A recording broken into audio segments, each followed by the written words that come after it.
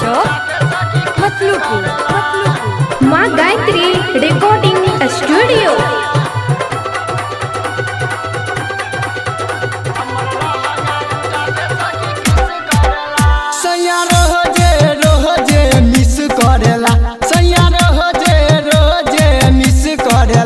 हमर लहंगा उठा के सखी किस करेला, हमर लहंगा उठा के सखी किस करेला।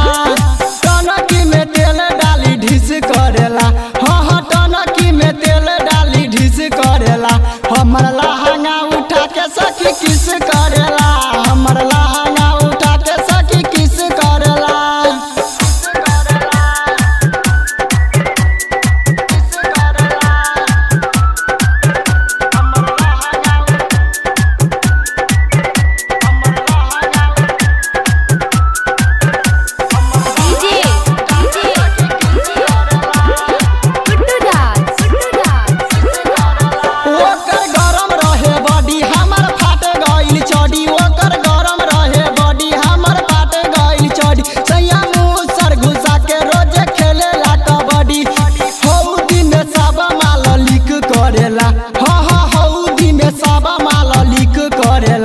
हमर लहंगा उठा के सखी किस करेला, हमर लहंगा उठा के सखी किस करेला।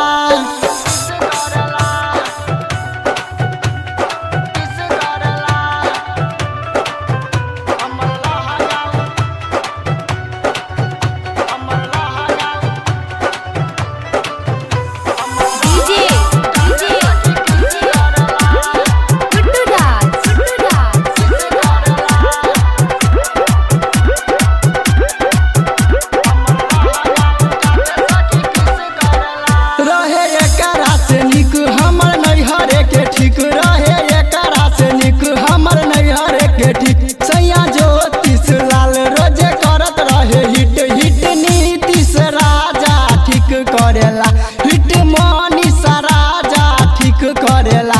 हमर लहंगा उठा के सखी किस करेला।